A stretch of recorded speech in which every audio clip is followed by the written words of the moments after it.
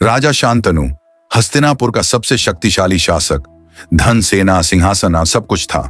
लेकिन एक दिन उन्होंने यमुना किनारे एक मछुआरे की बेटी सत्यवती को देखा। पहली नजर में ही सब कुछ बदल गया।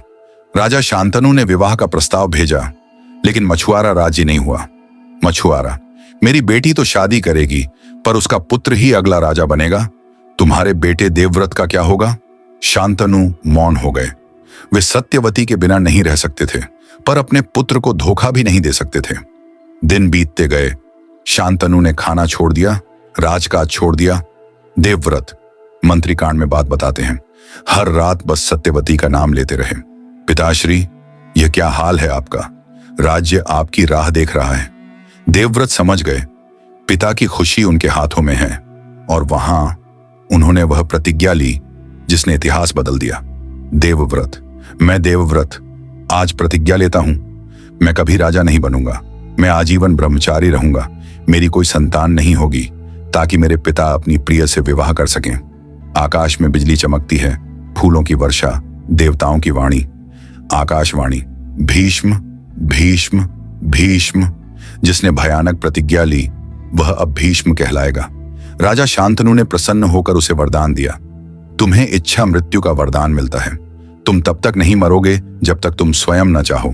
42 साल, आधी सदी, एक भी क्षण प्रतिज्ञा नहीं टूटी। किसी स्त्री से विवाह नहीं किया, कोई संतान नहीं, सिर्फ ब्रह्मचर्य, सिर्फ तपस्या। राजकुमारी अंबा रोती हुई भीष्म से कहती है, मैं आपसे प्रेम करती हूं भीष्म। मेरी प्रतिज्ञा मुझसे बड़ी है। मैं तुम्हारा सम्मान करता हूं, पर मैं टूट नहीं सकता। अंबा चली जाती है। भीष्म सूर्यास्त की ओर देखते हैं। यह केवल प्रण नहीं था, यह विज्ञान था। जब कोई पुरुष वीर्य संरक्षण करता है, उसका टेस्टोस्टेरोन स्थिर रहता है, मानसिक स्पष्टता बढ़ती है, एकाग्रता तेज होती है, शरीर में ओज बढ़ता है, थकान मिट जाती है। भीष्म ने यही शक्ति युद्ध में दिखाई। कुरुक्षेत्र के मैदान में 10 दिन तक कोई उन्हें हरा नहीं सका। महाभारत युद्ध, इतिहास का सबसे बड़ा युद्ध। भीष्म कौरवों के प्रधान सेनापति, अर्जुन के सामने उनका अपना गुरु। अर्जुन संघर्ष कर रहा है, कृष्ण देख रहे हैं, भीष्म मुस्कुरा रहे हैं। भीष्म, पुत्र, तुम मुझे तब तक नहीं हरा सकते जब तक मैं स्वयं ना चाहूं। लेकिन भीष्म अब लड़ना नहीं चाहते थे। उन्होंने स्वयं हार का मार्ग दिखाया। शिखंडी के पीछे से अर्जुन ने हजारों तीर चलाए। भीष्म को भेदते हैं, वे गिरते नहीं, तीरों की शैया पर टिके रहते हैं। भीष्म जमीन पर नहीं गिरे, तीरों की शैया पर लेटे रहे। इच्छा मृत्यु उन्होंने स्वयं चुनी। युधिष्ठिर उनके पास बैठा है, प्रश्न पूछता है, पितामह, आपने सारा जीवन त्याग किया, क्या कभी पछताए? भीष्म कहते हैं, पुत्र, त्याग ही सबसे बड़ी शक्ति है। जो अपनी इच्छाओं को जीत लेता है वह संसार जीत लेता है।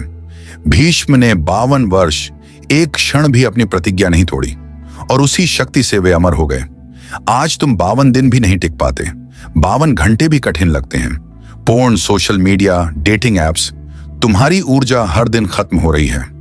लेकिन अगर तुम 7 दिन, 21 दिन, 90 दिन वीर्य संरक्षण करो, तुम्हारा आत्मविश्वास बढ़ेगा, ध्यान बढ़ेगा, और लोग तुम्हें सम्मान देंगे।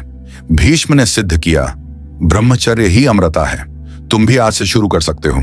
अगले एपिसोड में जानो स्वामी विवेकानंद की 21 दिन की ब्रह्मचर्य साधना, जिसने भारत को विश्व मंच पर रखा। क्या तुम 7 दिन कर सकते हो? कमेंट में लिखो, मैं तैयार हूं।